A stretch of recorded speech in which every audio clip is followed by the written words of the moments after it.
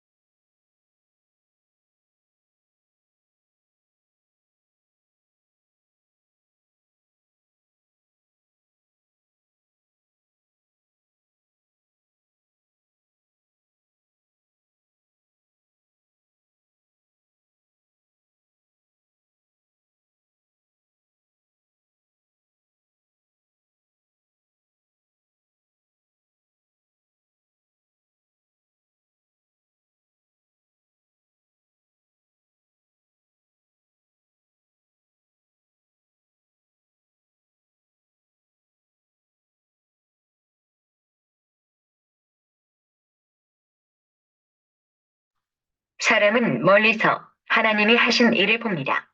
아멘.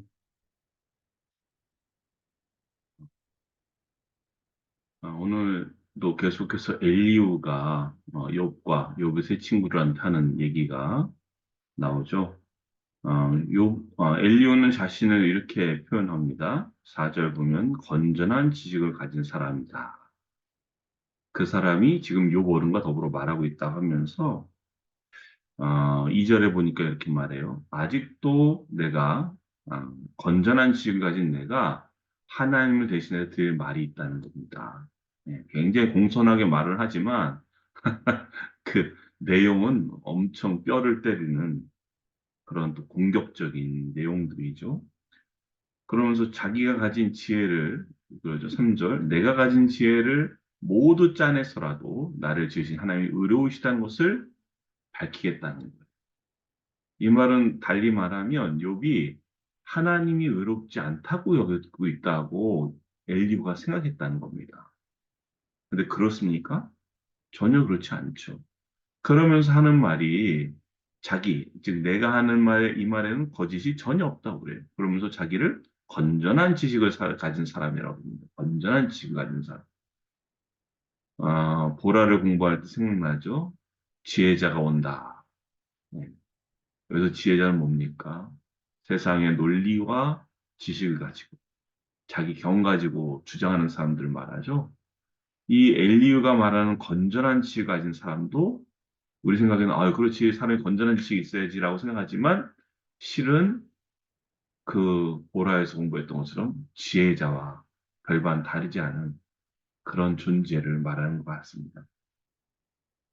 저는 이 모습을 보면서 엘리후가 얼마나 좀 자신감이 넘쳤는지, 좀 직설적으로 말하면 얼마나 교만했는지를 보게 됩니다. 물론 엘리후가요, 자기 말이 중요하고 자기 말에 거짓이 없다고 하면서 자기가 건전한 지식을 가진 사람이라고 하는 것은 그만큼 내가 하는 말이 중요합니다. 내가 하는 말이 옳습니다. 를 강조하기 위한 말일 수도 있습니다. 그러나 엘리후가 한 말은요, 욥의 상황은 전혀 고려하지 않는 거예요. 더 나아가 하나님께서 욥을 어떻게 평가하고 어떻게 여기고 계신지를 전혀 생각하지 않는 그런 생각과 말이었기 때문에 이거는 매우 섣부른 자신감이며 혹은 아주 교만한 말이 된다는 겁니다. 근데요, 이런 엘리야를 이렇게 참 보면서요, 저는 제가 생각났습니다. 예, 뭡니까? 목회자로서, 또 사역자로서 사역하고 있고, 또 오래 주님을 믿고 또 직분을 받은 이들이 아주 쉽게 행하기 쉬운 그런 모습이라는 겁니다. 참 판단하기도 좋아하고요. 정리하기도 좋아하고요. 주장하기도 좋아합니다. 물론 바른 근거와 진리의 말씀을 가지고도 할 수 있겠지만 그게 아니고 그냥 이 엘리와 같은 마음으로 할 때도 있다는 겁니다.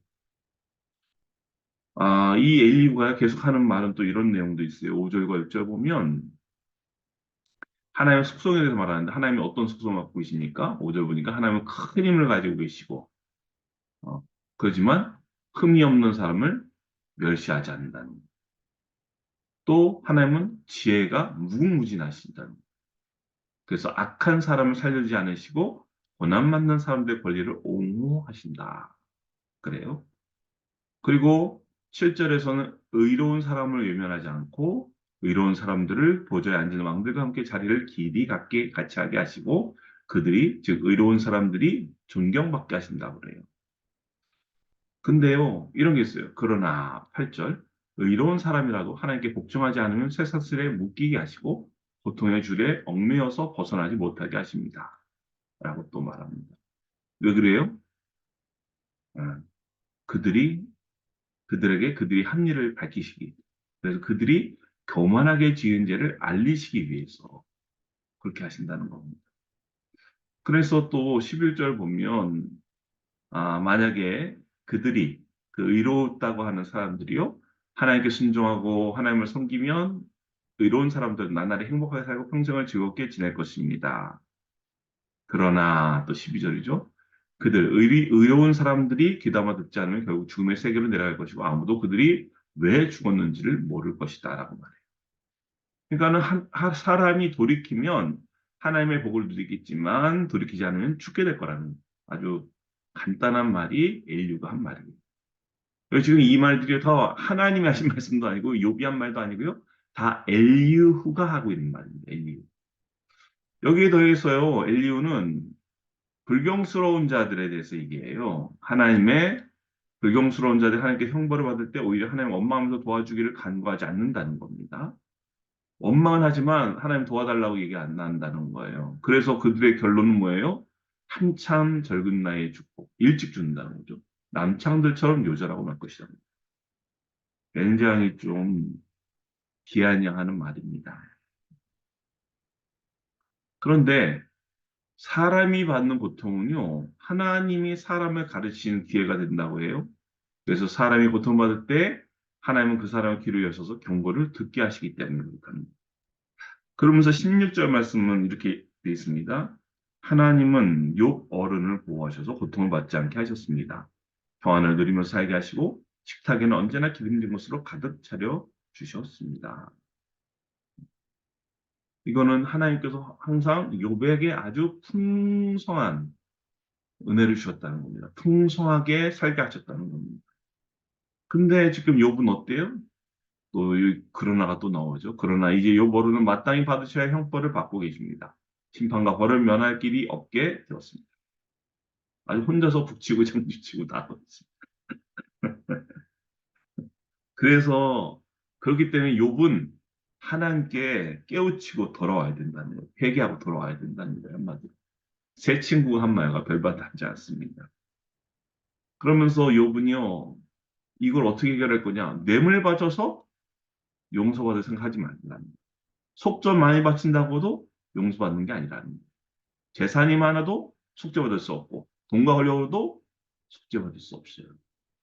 밤이 되면 그냥 시간이, 이 말은 시간이 지나면 끝나는 게 아니라는 거예요. 그러니까 밤을 기다리지 마. 시간 지나가기를 기다리지 말라고 그러는 겁니다.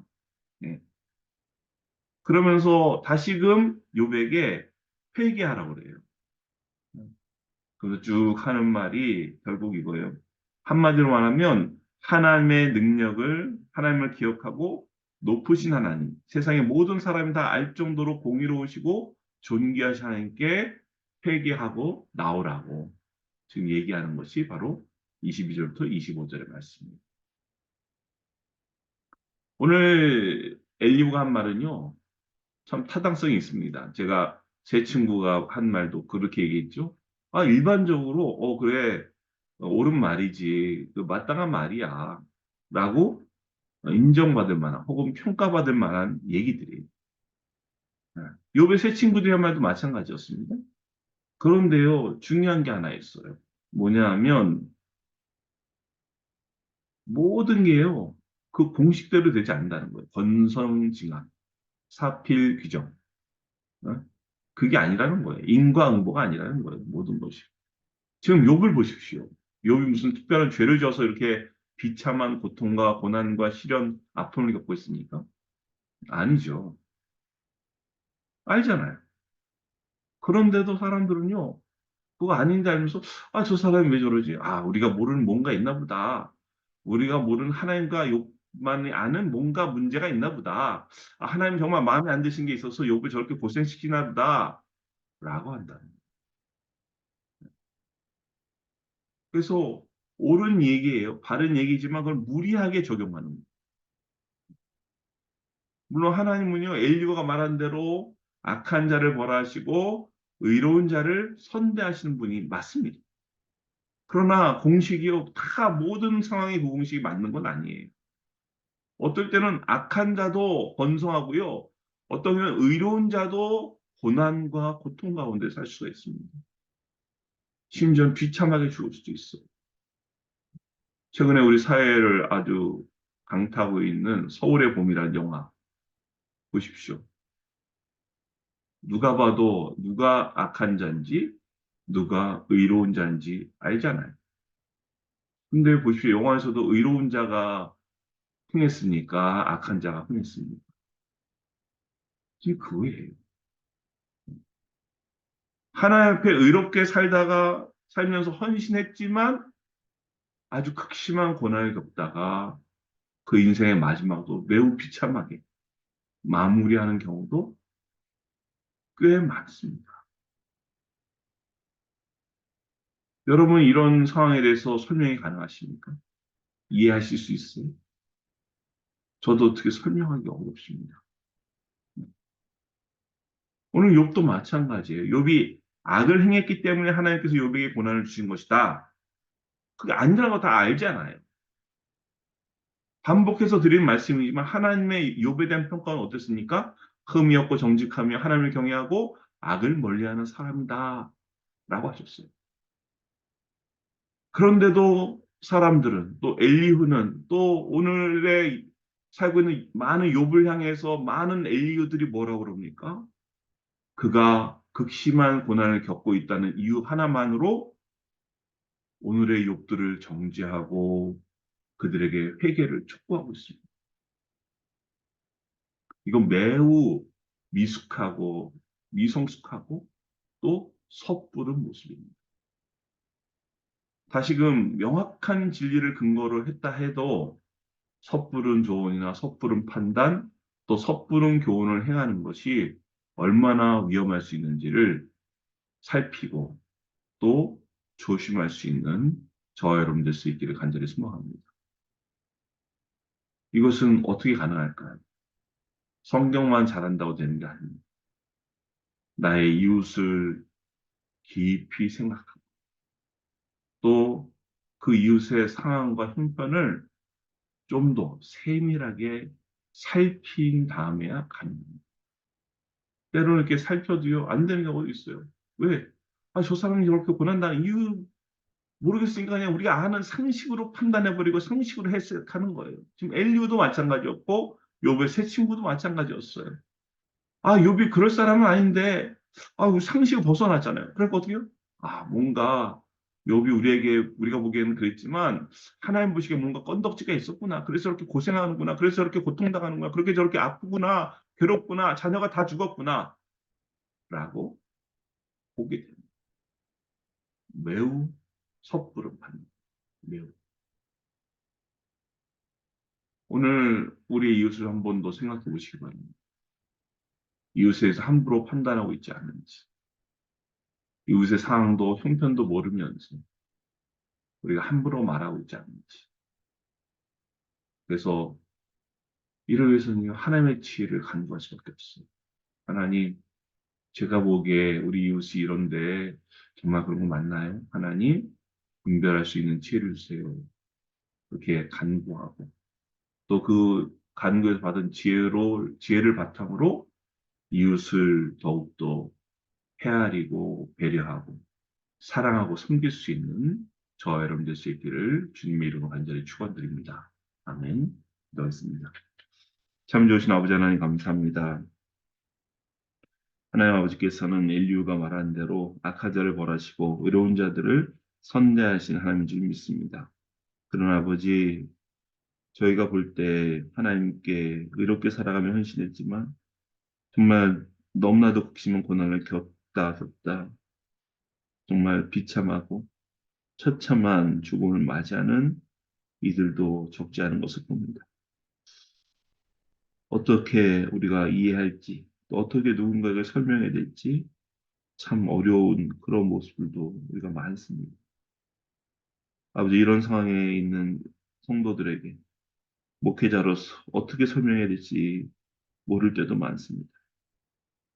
그러나 욥기 말씀을 읽고 묵상하면서 오늘 욥이 악을 행했기 때문에 하나님께서 욥에게 고난을 준 것이 아님을 알려주셨지만 그럼에도 욥이 극심한 고난을 겪고 있다는 이유만으로 욥을 정죄하고 회개를 촉구했던 욥의 세 친구들과 엘리후 그리고 저를 포함한 자칭 신앙인들의 섣부른 판단 때문에 힘들어하는 욥 그리고 2023년 12월을 살고 있는 이 시대의 수많은 욥들을 보게 됩니다. 아버지 저희가 이웃에 대한 섣부른 조언이나 판단 그리고 섣부른 교훈을 주려는 태도에서 벗어나 좀 더 이웃을 배려하고 생각하고 그의 상황을 살필 수 있는 그런 지혜를 허락하여 주시옵소서. 하나님 주신 지혜로서 이웃을 사랑하고 섬기며 돌보며 배려하며 사랑하는 저희가 될 줄 믿고 감사드리며 이 모든 말씀 예수님의 이름으로 기도드립니다. 아멘. 이제는 우리 주 예수 그리스도의 은혜와 하나님 아버지의 놀라우신 사랑하심과 성령 하나님의 감화감동의 역사에 통비에 충만하시니 정말 하나님의 께서 주신 지혜로 이웃을 생각하고 이웃을 배려하며 이웃을 돌보며 사랑하며 섬기기 원하는 주님의 사랑받는 모든 자녀들 머리머리 외워 저희 가정과의 도합들을 위해 또 주님의 몸된 교회와 이 나라의 민족 위해 이제부터 영원토록 함께 하시기를 간절히 축원하옵나이다. 아멘. 감사합니다. 오늘도 함께 나눌 기도 좀 있습니다. 기도는 모든 문제를 쓰는 줄 믿고 기도로서 응답받는 은혜 갖기 바라고요.